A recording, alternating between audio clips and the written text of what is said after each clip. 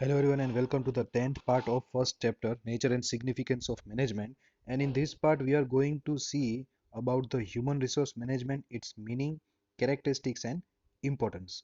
Okay, now let's start with the topic. Human resource management. See, first what is the meaning of human resource? Human resource means आप ऐसा समझ लो कि जितने भी employees है company के अंदर, they all the employees are included in the human resource. तो उन लोगों को मैनेज करना है, right? Okay, now let's start. See, there is some introductory part which is given. उसमें ऐसा लिखा है that जितने भी बिजनेस यूनिट होते हैं वो अपनी असेट मतलब कि land, building, machinery, furniture, vehicles उन सब का बहुत अच्छी तरीके से ख्याल रखते हैं. बट एम्प्लॉयज जो वर्क करते हैं बिजनेस में, they are considered as a live asset, मतलब वो ऐसे असेट है जो जिंदा है. तो उन लोगों का तो बहुत अच्छी तरीके से ध्यान रखना पड़ेगा, and that because of that only the business can be successful.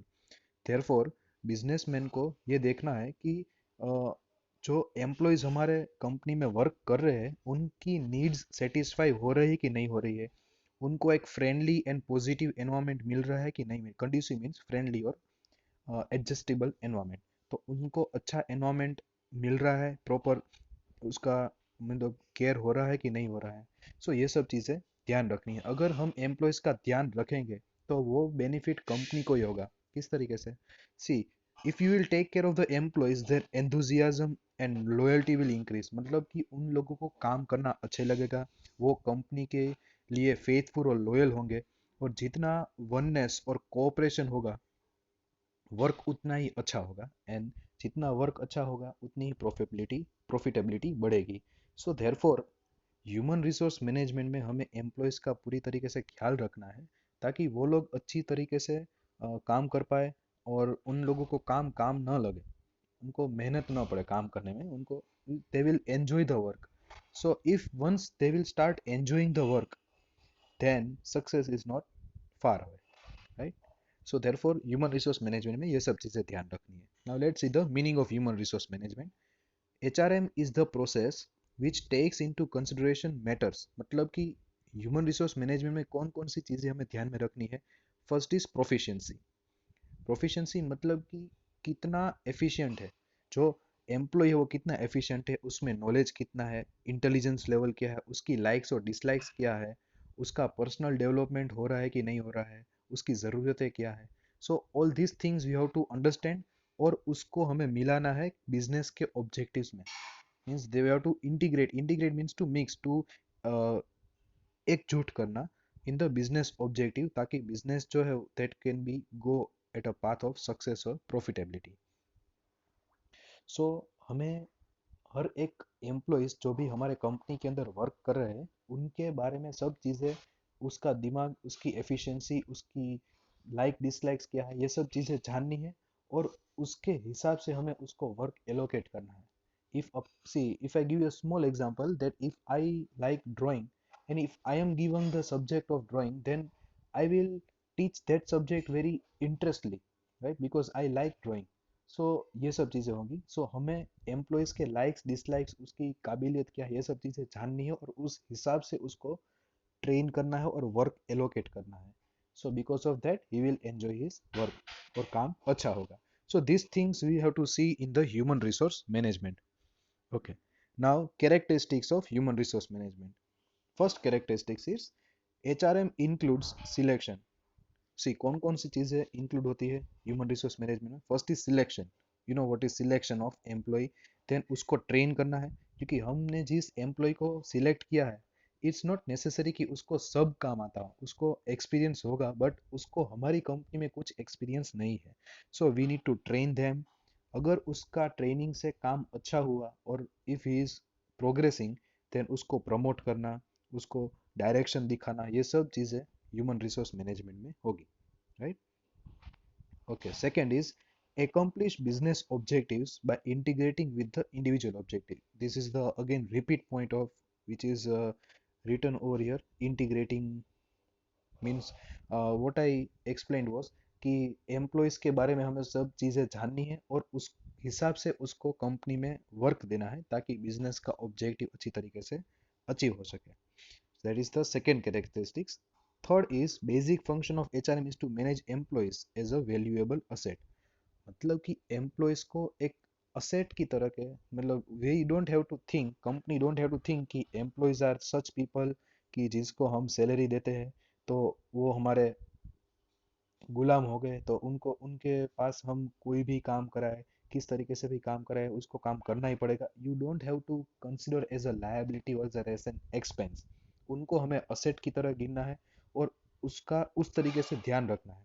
अगर उस तरीके से ध्यान रखेंगे तभी वो लोग अच्छी तरीके से काम कर पाएंगे। Therefore businessmen have to see or manage the employee as a asset. Fourth characteristics is it provides proper training and thus develop personnel for the job. मतलब हमें उसको प्रॉपर तरीके से ट्रेनिंग देनी है, एंड अगर हम ट्रेनिंग देंगे तभी वो अच्छी तरीके से जॉब कर पाएगा। So we have to give training. Next is fifth is evaluate performance. हमें ट्रेनिंग दे दी उसको, अब वो काम कर रहा है तो वो कैसा काम कर रहा है उसका कैलकुलेशन, उसका इवेल्युएशन, उसका चेकिंग करना। You have to see that, or after checking that we have to place them at a right position. So human resource management में क्या होगा, पहले हम कोई भी एम्प्लॉय को सिलेक्ट करेंगे, उसके बाद उसको ट्रेन करेंगे। ट्रेनिंग करने के बाद हम देखेंगे कि वो कितनी एफिशिएंसी से काम कर पा रहा है, और उसके हिसाब से, उसकी स्किल्स के हिसाब से हमें उसको जो पोजीशन में वो फिट बैठता है, उस हिसाब से हमें पोजीशन देनी है, right.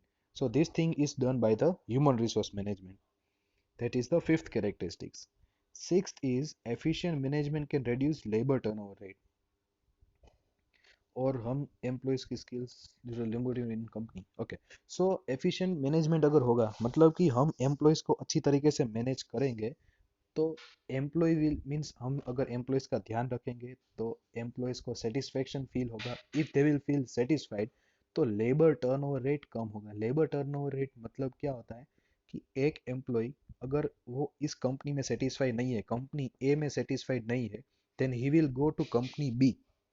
If he is not satisfied with company B, he will go to company C. अगर कंपनी सी में उसको सेटिस्फेक्शन मिल जाए तो वहां पे वो वर्क करेगा।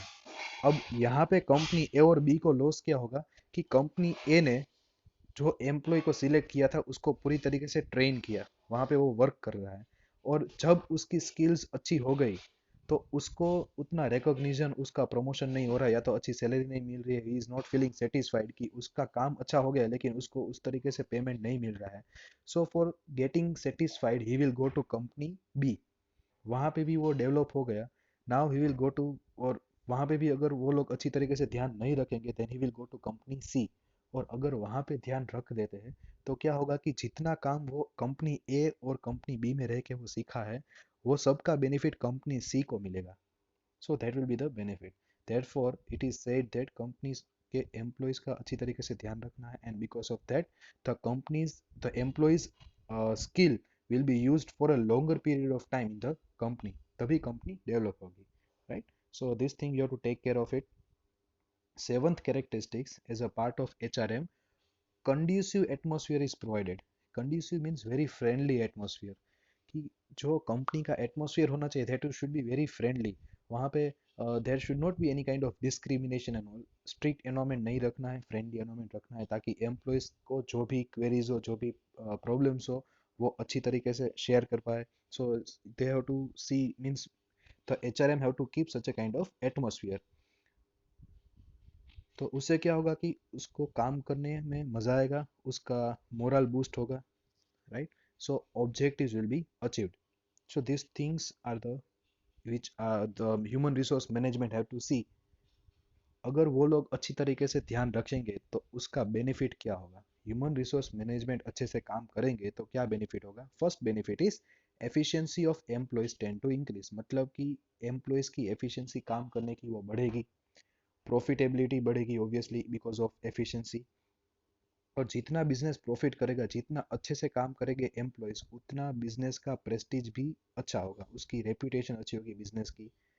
और अच्छी क्वालिटी के गुड्स है वो मेंटेन हो गए, क्योंकि एक ही वर्कर है जो वर्क कर रहा है, उसकी एफिशिएंसी बढ़ रही है, तो ऑब्वियसली उसकी जो काम करने की क्वालिटी होगी वो भी अच्छी होगी।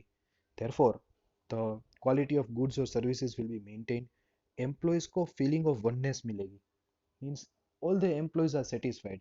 हम लोग कोई भी एम्प्लॉयज के बीच में कोई भी टाइप का डिस्क्रिमिनेशन नहीं कर रहे हैं, तो सभी एम्प्लॉयज एकदम सेटिस्फाइड होंगे। And if they are satisfied then will be feeling of oneness, सबको ऐसा लगे कि हम सब लोग एक ही है। So a good cooperation will be developed and because of that the employees will feel good, right. Factors of production का मैक्सिमम यूटिलाइजेशन होगा। Factors of production includes land, labour, capital and entrepreneur. So ये सब जितने भी factors of production है, जितने भी ऐसे चीज़ें हैं जो प्रोडक्शन में वर्क होते हैं, मतलब प्रोडक्शन में काम आते हैं, तो वो सब चीज़ों का अच्छी तरीके से यूज़ होगा, मिस यूज़ नहीं होगा या वेस्टेज नहीं होगा। और the employees are satisfied, therefore labour turnover rate भी कम हो जाएगा। They will feel very satisfied to work and human resource management get industrial peace environment, means कि अच्छी तरीके से एक ऐसा एनवायरनमेंट डेवलप हो जाएगा because of this human resource management. एक ऐसा एनवायरनमेंट कंपनी के अंदर डेवलप होगा that the employees will feel very peaceful and very harmony to work. They will feel very happy and they all will work very faithfully. So these are all are the benefits of human resource management. Okay, so this is the topic. This topic can be asked for 3 marks only. This cannot be asked for 5 marks, right? So for 3 marks you have to learn the meaning, 3 points from characteristics and 3 points from the importance.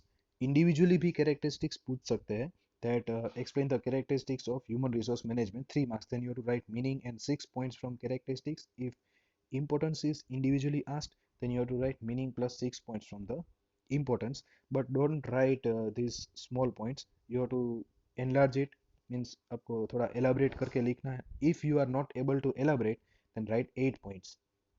Okay, so this is all about the human resource management. In the next video we are going to see regarding the financial management. Okay, thank you.